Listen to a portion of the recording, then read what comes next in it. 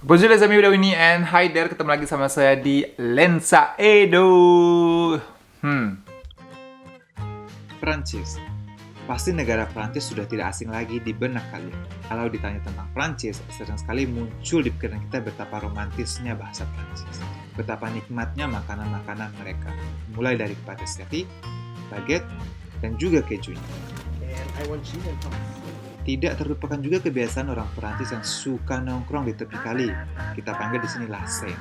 Mereka juga sering piknik di taman, dan juga kita juga sering ketemu banyak sekali pekerja seni jalanan. Apakah cuma itu? Tidak dong, masih banyak lagi yang bisa kalian cari tentang Perancis. Salah satunya adalah kuliah ke Perancis. Kenapa kuliah ke Perancis? Kalau bicara tentang informasi, pasti kalian telah banyak menjumpai informasi yang disediakan di internet. Informasi terus bertambah dan akan terus bertambah. Sistem edukasi yang sangat memumpuni di Prancis tersedia untuk profesional dan juga untuk kepentingan pribadi. Mulai dari D3, S1, S2, dan sampai jenjang doktoral. Kalau kalian adalah salah satu orang yang suka berpetualang, kalian ada di channel yang tepat.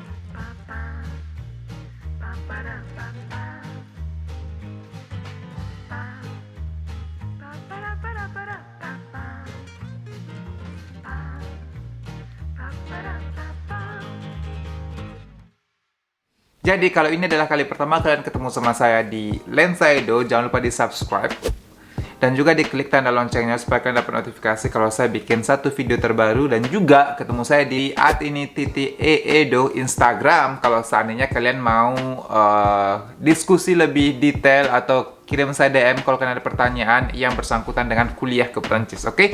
Hari ini tuh saya mau bikin satu video yang bikin saya sedikit nostalgia. Caile, saya buka laptop tua saya cuy, saya cari dokumen yang saya gunakan dulu di tahun 2017 untuk mendaftar kuliah S2 di Prancis.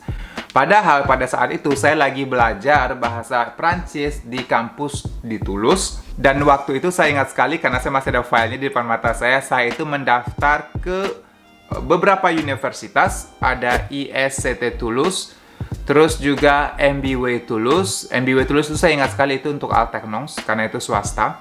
Dan saya diterima untuk Alternance, dan saya juga ditransfer ke Paris, cuma saya gagal untuk cari company. Jadi kalau kamu mau Alternance itu kamu harus cari, kadang-kadang juga dikonekkan sama kampusnya, tapi waktu itu di kasus saya suruh cari sendiri tapi saya nggak dapat, dan akhirnya saya nggak lanjut proses pendaftarannya, jadi kayak hangus otomatis gitu. Saya juga daftar ke Université Marne-la-Vallée. Saya ingat sekali waktu itu saya daftar untuk L3 karena saya pikir mungkin saya belum cocok untuk S2. Oke deh, saya mundur setahun, L3. Saya pergi ke kampus itu dan saya bikin interview sama mereka, cuma saya lupa kenapa mereka bilang mereka nggak terima saya. Oh, mereka bilang mereka terima saya, tapi kayak ada satu ketentuan khusus. Saya lupa, pokoknya ada satu hal yang membuat saya kurang klik waktu itu, dan alhamdulillah pilihan keempat saya waktu itu adalah Universitas Paris Ekatai, dan alhamdulillah saya diterima. So hari ini saya akan kasih tunjuk kalian surat motivasi letter yang saya gunakan untuk apply ke kampus tercintaku yang memberikan saya ijazah S2 dan yang memberikan saya pekerjaan sekarang juga, dan yang juga mempertemukan saya dengan banyak orang-orang pintar, bertalenta, internasional. Jadi jangan lupa nonton sampai habis. Jadi hari ini kita mau bahas tentang surat motivasi letter seperti yang sudah kalian lihat di judul. Secara singkat, surat motivasi letter itu adalah surat yang akan kamu berikan ke perguruan tinggi. Dalam hal ini perguruan tinggi karena kita akan mendaftar kuliah. Surat yang akan mendorong kamu diterima di kampus itu. Nah, surat motivasi letter ini biasanya ada beberapa macam. Jadi pertama, kalau seandainya kalian akan mempersiapkan surat motivasi letter, kalian harus baca benar-benar apa yang diminta oleh instansi terkait Dalam artian mungkin kadang-kadang ada lembaga yang meminta kalian, oke, saya pengen pencapaian ini, A, B, C, D. Jadi di poin-poin itu. Jadi kayak seolah-olah surat motivasi letter ini adalah di mana kalian menjawab pertanyaan mereka dengan bentuk paragraf. Kalau seandainya nggak ada permintaan khusus, itu cuma kayak surat esai yang akan kalian kirimkan ke mereka untuk meyakinkan mereka supaya mereka menerima kalian. Surat motivasi letter yang pernah saya kirimkan pada tahun 2017 tahun itu adalah 2 lembar seperempat. Sebenarnya banyak orang bilang 2 lembar cukup karena kalau seandainya sudah masuk 3 lembar atau 3 lembar full, orang mulai malas bacanya. Jadi kalian harus benar-benar kayak singkat, padat, dan jelas. Well, jangan singkat-singkat banget, karena kalian juga harus kayak cukup paragraf untuk menjelaskan apa yang ingin kalian jelaskan gitu loh. Dan kalau untuk formatnya ya seperti biasa, maksudku nggak ada format khusus untuk ini, cuma buatlah format yang formal dalam artian paling atas ada kop surat, terus tanggal kamu kirim, terus juga objeknya, subjek, objek, suratnya apa, dan nanti barulah masuk ke paragrafnya, paragraf pembuka, isi, dan penutup. Hari ini saya akan kasih lihat ke kalian motivasi letter yang pernah saya pakai tahun 2017 untuk masuk ke kampus saya. So, yang pertama, saya bikin alamat saya, nama saya, alamat, nomor telepon, email, dan lain-lain. Gimana caranya supaya mereka bisa kontak kamu. Terus bagian ke bawah itu adalah tanggal, jadi di mana kamu kirim suratnya.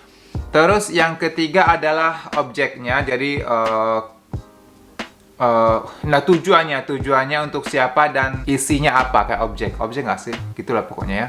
Jadi paragraf pertama yang saya bikin ini kayak cuma 1 kalimat singkat intro doang, tujuan saya dan saya tertarik masuk ke kampus kamu. Paragraf kedua itu masuk kepada aktivitas yang saya lakukan saat ini. Jadi waktu saya kirim aplikasi saya, waktu itu saya masih kuliah untuk belajar bahasa Prancis, Français Langue Étrangère di Toulouse. Saya juga kasih lihat mereka bahwa saya juga kerja sambil kuliah. Dalam surat ini kalian harus mencoba menjual diri kalian. Ya, saya tahu kalimat jual diri mungkin kadang-kadang kalian bikin konotasi negatif, tapi di sini adalah momennya kalian menjual diri kalian. Nah, di paragraf ini saya bilang saya lagi kuliah dan saya juga bekerja. Jadi saya mau kasih lihat ke mereka saya bisa kuliah dan saya juga bisa bekerja, dalam artian mereka akan bisa pikir, oh anak ini bisa membagi waktunya gitu. Well, untuk saya seperti itu ya. Nah, terus di paragraf ketiga saya jelasin pekerjaan saya. Jadi sebagai orang yang baru datang ke Prancis, saya bekerja dan integrasi dengan tim orang Prancis di tempat kerja saya, dan saya jual hal-hal positif dari proses dari kegiatan saya waktu itu. Di sini saya bilang saya bekerja dengan tim internasional karena kan saya tujuannya masuk ke international business. Jadi, saya coba menjual kata-kata internasional, tim, Prancis, Indonesia, dan mungkin negara lain yang ada di dalam itu, dalam tim saya, dan saya kasih lihat ke mereka bahwa saya bisa beradaptasi dengan baik dan bisa tetap produktif. Dan saya juga ceritakan bahwa kayak perbedaan budaya, terus perbedaan bahasa sempat menjadi masalah, tetapi tidak menghambat saya untuk terus melakukan kegiatan saya gitu loh. Terus saya bawa ke masa lalu. Nah, masa lalu waktu di paragraf selanjutnya saya bicara bahwa waktu itu saya di Indonesia, saya bekerja di restoran ini setelah saya lulus S1, dan di sini saya jual kayak, karena international business akan belajar tentang marketing, manajemen, sales, apalagi pokoknya yang commerce gitu. Di paragraf ini saya jual bagian yang itu. Di paragraf ini saya kasih lihat ke mereka kalau saya mempunyai kemampuan leadership. Karena waktu itu kan saya bekerja sebagai sales and marketing, saya punya beberapa bawahan, terus saya juga mempunyai kekuatan kayak membuat kontrak, terus bikin negosiasi dengan orang. Jadi saya kasih lihat bahwa saya juga punya pengalaman profesional yang bisa saya gunakan sebagai kekuatan saya gitu loh. Saya masih cerita tentang masa lalu pendidikan saya, di mana saya melakukan pendidikan saya, S2, S1. Nah, ya, di mana saya melakukan S1 saya, terus jurusan apa, terus apa yang saya pelajari dari proses itu.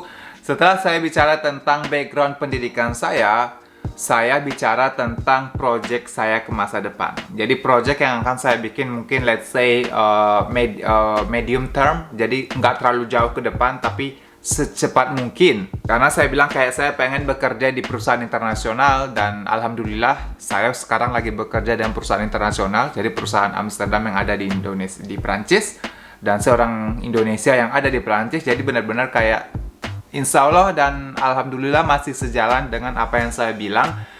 Cuma mungkin sebagai manusia, tiap kali kalian ada di satu posisi, kalian kayak punya target baru gitu. Jadi saya sekarang kayak challenge diri saya sendiri untuk dapat posisi yang jauh lebih tinggi. Dan anyway, kalian fokus ke bikin planning kira-kira apa yang akan kalian lakukan kalau seandainya kalian telah selesai kuliah, terus kalian punya project apa, jadi kalian bikin yang seperti itu. Nah, di paragraf terakhir, saya juga bikin sedikit kalimat ekstra, kayak saya bikin prestasi saya. Well, mungkin nggak cuma di bidang akademik, karena di paragraf sebelumnya saya sudah bilang kayak saya punya beberapa prestasi, dan saya sempat bekerja sama dengan PT Sinar Sosro di Indonesia, merupakan salah satu PT yang besar, dan saya sebagai salah satu tim pemenang dalam proses business planning seperti itu.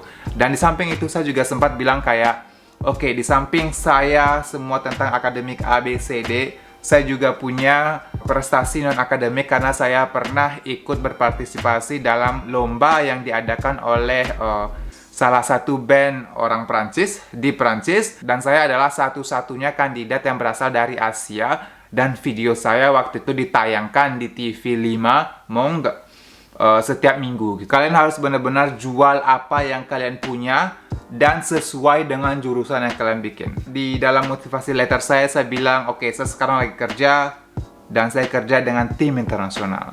Saya bikin kuliah S1 bisnis, dan saya bekerja sales marketing, dan saya gunakan apa yang saya dapat di kampus. Saya juga punya kemampuan leadership. Experience yang saya lalui sekarang sangat membuktikan kalau seandainya saya itu layak untuk masuk ke kampusmu karena programnya program internasional gitu loh. Waktu saya bikin surat motivasi letter untuk belajar bahasa Prancis di Prancis, saya sempat mention kayak saya itu pengen bawa budaya Prancis ke Indonesia. Jadi kan waktu itu saya belajar bahasa Prancis dan masuknya ke kategori budaya dan bahasa kan. Nah, di sini saya bilang saya ingin bekerja di company internasional karena sekarang saya masuk ke international business. Dan coba cari kalimat-kalimat yang benar membuat kalian lebih nyata. Kalian bikin kalimat argumentasi yang nyata, jangan terlalu talk, jangan terlalu berbual. Bikin sedetail mungkin dan seoriginal mungkin dan senyata mungkin. Karena surat motivasi letter kalau untuk saya adalah surat di mana kamu bisa menyentuh hati seseorang.